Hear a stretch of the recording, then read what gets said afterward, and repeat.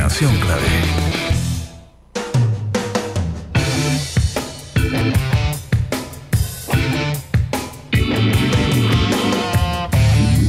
Estamos de vuelta en el último segmento del programa y tenemos acá en el estudio a la escritora Elizabeth Subercaseaux. Elizabeth, ¿cómo estás tú?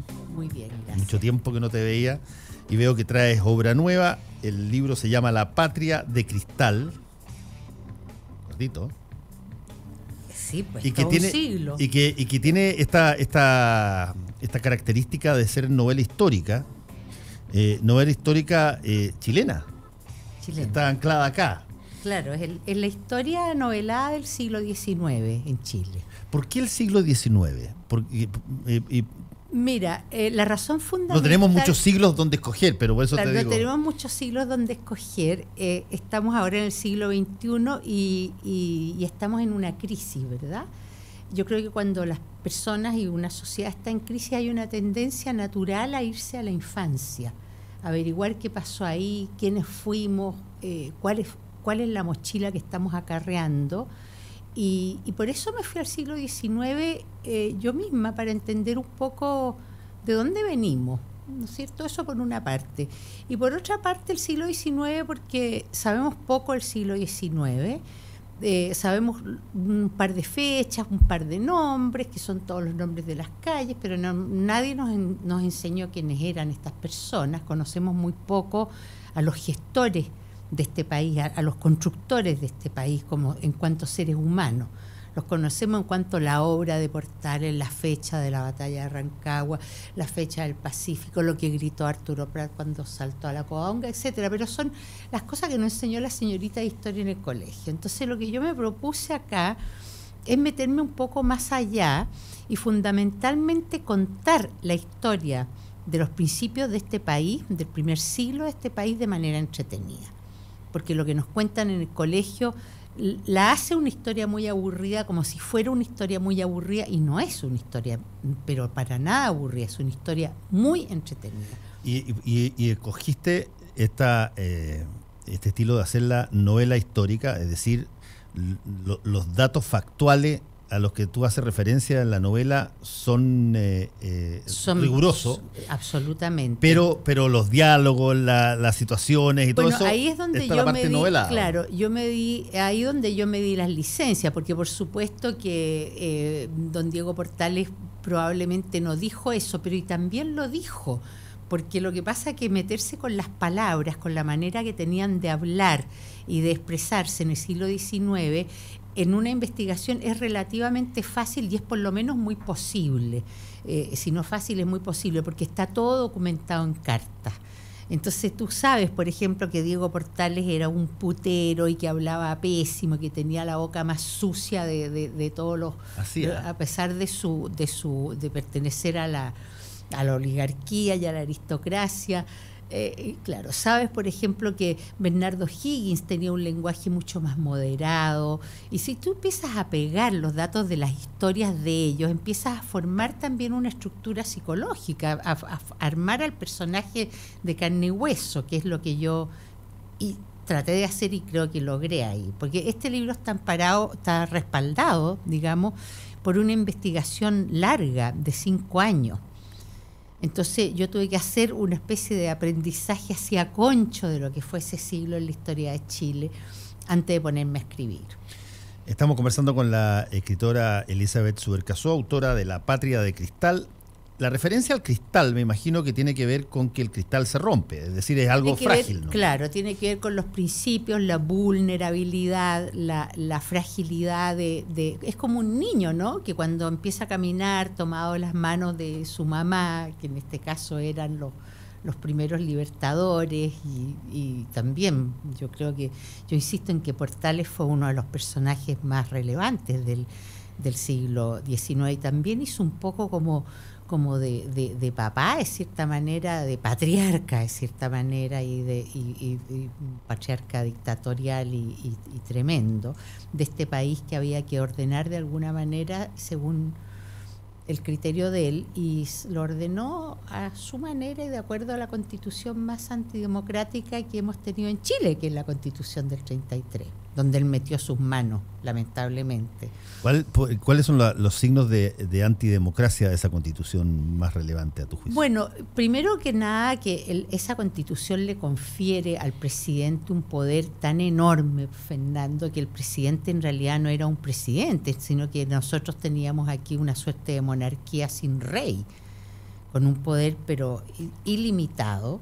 El presidente elegía a dedo así no solamente a sus ministros, sino que a todos los pequeños funcionarios del resto del país. Estaba todo concentrado en Pero me estás hablando de una conducta que pasa hoy, digamos. Pero bueno, es que no solo esa conducta pasa hoy respecto del siglo. El poder del Ejecutivo, claro, digamos. Claro, el poder del Ejecutivo. Claro, el Ejecutivo perdió después mucho poder en las repúblicas parlamentarias, después volvió a retomarlo. Y como tú dices, claro, el poder del Ejecutivo es grande para ciertas cosas, no es tan grande tampoco. Porque en el siglo XIX yo no sé si hubiera podido pasar que una compañía te corte el agua potable y que no haya ninguna autoridad encima de esa compañía para decir, oiga, ubíquese, usted no puede dejar a la mitad de la población de Chile, que vive en Santiago, sin agua. Entonces, está todo sujeto a una suerte de relativismo. Elizabeth, una de las creo yo, cosas que probablemente son signos de subdesarrollo es qué tanto un país sabe o conoce de su historia. Los países en general que se consideran más desarrollados no solamente lo son porque tienen un mayor ingreso per cápita que el resto de los países, sino que también son países que tienen más cultura respecto de su historia, de su lógica. La ven, en Europa tienen la ventaja de poder verla en los monumentos mientras van caminando en las calles. Tú ves cosas de distintas épocas y tienes referencias permanentes del estado histórico en que esas monumentos o esas obras se crearon. Uno camina por Boston, por ejemplo, y es bien interesante porque uno camina por la ciudad de Boston en Estados Unidos y cada cierto tiempo hay un monolito chico en el suelo, en la izquierda, dice, aquí se libró la batalla de tanto, y cayeron y con nombres y apellidos, y tú vas caminando las ciudades y vas recogiendo historia. Pero como tú dices muy bien en la introducción de esta entrevista, la forma en que nosotros conocemos la historia es básicamente la forma de recordar por memoria una serie de fechas y una serie de acontecimientos, si es que eso va más atrás de la edad cronológica de tus padres o tus abuelos, digamos. Mira, lo que tú dices yo creo que es fundamental, Fernando, porque resulta que iba mucho más allá de que te recuerden con un monolito, una batalla que también influye, pero va mucho más allá. ¿En qué sentido? Cuando tú conoces tu historia, lo que conoces en el fondo son a los seres humanos que hicieron esa historia, eso es lo que tú conoces, ¿no es cierto? Y cuando los conoces en su dimensión humana y aprendes a darte cuenta que eran personas muy parecidas a ti, que tenían los mismos desastres que tú has tenido en tu vida, los tuvieron ellos. Los mismos problemas matrimoniales los tuvieron ellos. Las mismas desconexiones, faltas de comunicación con sus hijos los tuvieron ellos. El mismo despotismo que tú de repente así como papá dices, no, yo aquí me pasé. Ellos también tuvieron eso. Entonces, lo que pasa es que tú al conocer a los personajes de nuestra historia, en este caso a los personajes del siglo XIX, lo que te va pasando es que empiezas a quererlos.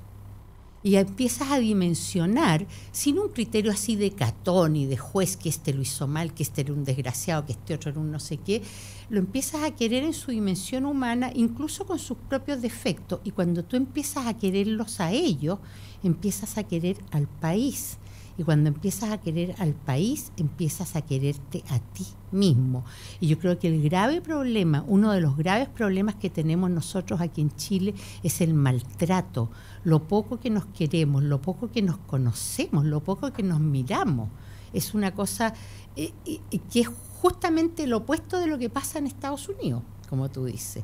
Porque en Estados Unidos ellos quieren a sus figuras, hacen películas de Lincoln. Aquí también han empezado un poco a hacer eso. Sí, aquí hay poca cultura popular, digamos, de entretención o popular, así masiva, asociada a facetas de la historia de Chile. Claro, porque hay mucha ignorancia y además porque la ignorancia, lo que pasa cuando tú ignoras un tema, tú tiendes casi naturalmente a ver, a olvidarte de los claroscuros. Tú ves las cosas en blanco o en negro. Entonces empieza este proceso que nosotros hemos visto ahora en los últimos, yo te diría 15 años, de satanización. O sea, la gente no sabe exactamente qué es lo que está satanizando, sino que pone su angustia, su frustración, la inequidad que hay, de la cual se siente víctima, en buscar culpables por aquí, culpables. Pero muchas veces esa búsqueda de culpable, incluso cuando tú te vas al siglo XIX, ¿verdad? La ignorancia te hace empezar a satanizar a nuestros personajes. Aquí se ha escuchado, por ejemplo, que O'Higgins y Carrera estaban peleados. Entonces, nadie sabe exactamente en qué consistía esa rivalidad, por qué eran rivales estas dos personas. Entonces, nada, los parientes de uno y los parientes de otros simplemente se limitan no a estudiar o a ver o a leer la historia o a interesarse y a profundizar, sino que a satanizar, que ese era un tirano de porquería, que ese otro era un loco zafado, qué sé yo. Ahora, dime una cosa, cuando tú escribes una novela histórica, tienes que hacer una serie de cosas, y probablemente la gente no lo sabe, pero te la quiero preguntar en el contexto de lo que tienes que hacer. Una, bueno, tienes que estudiar, investigar y lo lógico, claro, saber la historia. Claro. Segundo, tienes que hacer una cosa que ya tú dijiste, definir el personaje de acuerdo a la visión que tú te haces de él a través de lo que son sus documentos, sus cartas, sus cosas factuales. Pero después viene una parte que yo encuentro que es fascinante, que es tremendamente difícil. Tienes que de alguna manera caracterizar el setting donde todo esto ocurra. Se reconstituyen las ciudades, se reconstituyen las casas, las distancias, las costumbres, claro, las fiestas, claro, las cosas, para proveer una escenografía donde se produce o se desarrolla la novela. ¿Qué tanto de eso hay aquí? Hay aquí, sí. Todo de eso hay aquí, porque lo que hay aquí es una ficción que tiene su base en la historia real, pero hay también, para lograr eso que tú dices, yo creé una familia que es completamente ficticia, que es novelesca, ¿verdad?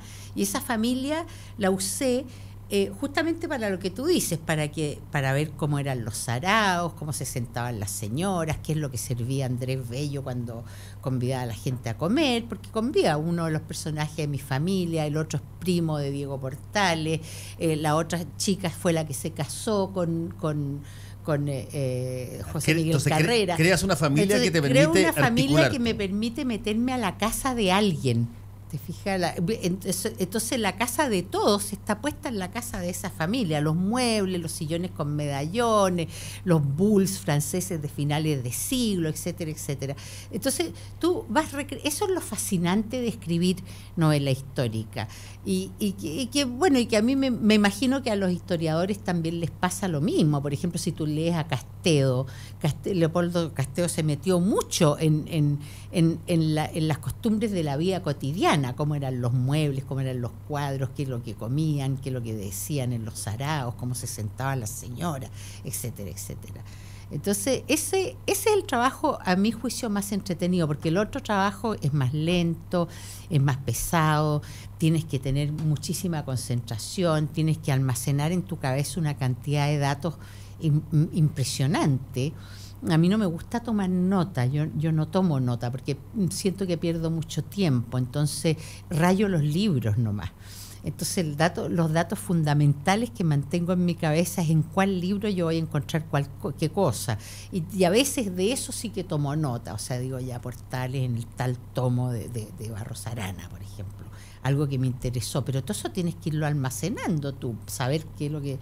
Y ese trabajo es lento y es tedioso también. Y tienes que pimponear con profesionales históricos o historiadores sobre cosas. Bueno, ellos son tu bendición, porque acuérdate tú, Fernando, porque sin ellos tú no puedes hacer nada. Sí, pero acuérdate tú que existe, yo encuentro una cosa fascinante que está pasando hoy día, donde empiezan a meterse una serie de personas a escribir sobre historia de Chile sin ser historiadores. Jorge Baradit, Carlos Tromben, Pero tú misma. pero excelente. Es que me yo va a no hacer soy trolear. historiador. Pero que de repente los historiadores como corcovean y dicen, a ver, espérate, este territorio es mío. Bueno, pero eso es una pura lecera. Yo sé, eso no resiste ningún análisis. Esa es una tontera, porque pastelero a tus pasteles, los historiadores, yo les estoy infinitamente agradecida. Y hay historiadores chilenos y personas que se mueven en el mundo de las ideas, como Jocelyn Holtz, como mi hermano Bernardo, como Gabriel Salazar, y para atrás, por supuesto, Barros Aranas, Miguel Luis Amunate y Benjamín Vicuña Maquena. ¿Qué hubiera hecho yo como escritora, como novelista, sin ellos? Si ellos son los que me nutrieron a mí del material del cual está escrito este libro. Entonces, a mí no se me ocurriría pararme frente a un micrófono y pelar a los historiadores y decir, mire señor, usted es un latero porque cuenta esta historia muy aburrida y yo soy mucho mejor porque la encuentro entretenida. Eso es una tontera. Yo los admiro profundamente, pero ellos tienen otra profesión, hacen otro tipo de trabajo. El trabajo de Jorge Baradit es estupendo, porque Jorge Baradit lo tuvimos ayer aquí. Es muy bueno. A mí me han contado que de repente lo critican. Yo no puedo entender qué es lo que le critican. Es un excelente investigador, escribe como los dioses y todo lo que cuenta es entretenido. Ese es un gran aporte. Entonces, venir a enojarse con él porque a lo mejor habían 500.000 soldados en vez de 504.000 soldados, esa es una lecera nomás. Pues yo no le prestaría mayor atención a eso. ¿Este es el primer libro de novela histórico tuyo, Elizabeth? No, vendría a ser el tercero, porque también fueron novelas históricas, la historia de los Schumann, de Robert Schumann y Clara Wieck, y la historia de Johannes Brahms, que son también el siglo XIX. Ellos en el fondo me abrieron la puerta a mí al siglo XIX. Mi fascinación del siglo XIX partió con el siglo XIX en Europa. En Europa. Claro. Y después yo pensé, bueno, ¿y acaso nosotros no somos país? ¿Y acaso nosotros no tenemos una historia fascinante? ¿Y acaso no es entretenido saber quiénes son estos personajes? ¿Quién era Lastarria? ¿Qué fue lo que hizo Bilbao? ¿Por qué a ese pobre hombre le quemaban sus manuscritos? Y me empezó a bajar curiosidad a ver qué es lo que escribió este hombre. Y tú te metes a la sociabilidad chilena, por ejemplo, que es un famosísimo ensayo que hizo él, particularmente sobre los vínculos en ese momento de la sociedad chilena con la Iglesia Católica. Y yo te prometo, Fernando, que en el siglo XX yo no encontraba a nadie tan progresista como Francisco Bilbao.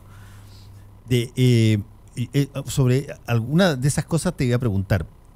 Cuando tú lees el siglo XIX y lo entiendes, ¿qué cosas hemos totalmente superado de los problemas de ese tiempo y qué cosas siguen siendo la misma constante de los mismos problemas que idiosincráticamente ya los tenemos juntos? Claro, yo creo que lo que hemos superado, es decir, ni siquiera se puede decir superado, lo que hemos creado en el siglo XX y permitido que surja y apoyado y ser nosotros, digamos, la clase media. Hay que empezar por ahí, porque en el siglo XIX no había clase media ninguna.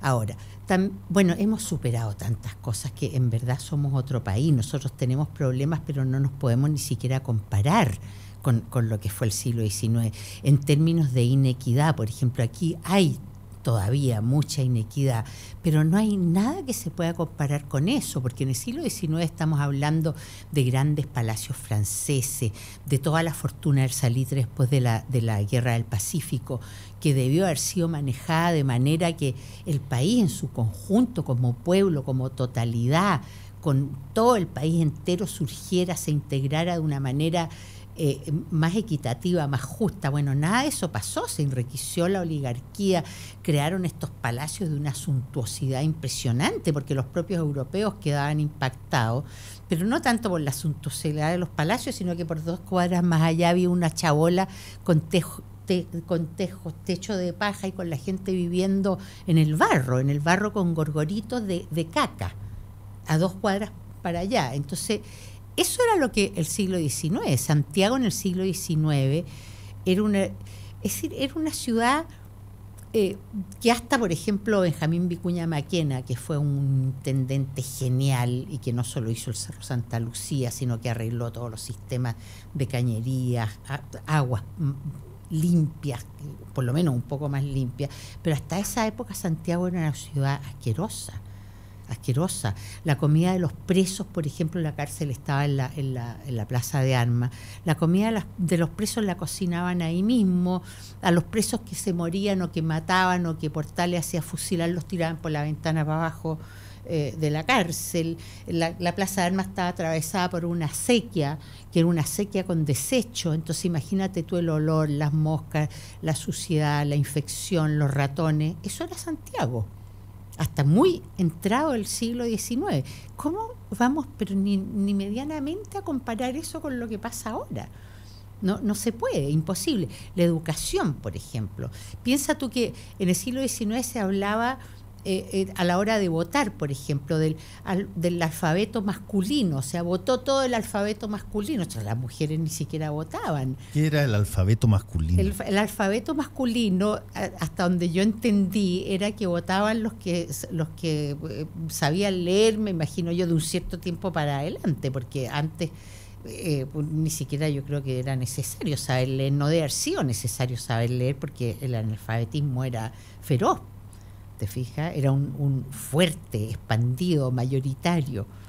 Entonces hemos cambiado mucho. Ahora hay otras cosas que lamentablemente no han cambiado. Por ejemplo, esta organización de poderes oligárquicos que al final son los que dominan. En cuatro paredes, cosas claro, así. Que eso todavía nos falta, pero no se puede. Las leyes de protección social, por ejemplo, cuando empezó la cuestión social a finales del siglo, ya directamente después de la Revolución de Balmaceda, este país empezó a cambiar, para ser un proceso fuerte de cambio y de resurgimiento de la clase media. El libro se llama La Patria de Cristal. Es de Elizabeth Subercaseaux, es bastante voluminoso. Sí, porque es todo un siglo, como te decía yo al comienzo. Y ya está disponible, es de Catalonia, Editorial Catalonia, y ya está disponible en todas las librerías, ¿no? Sí, claro, sí. Está desde hace una semana. Yo sé que los escritores siempre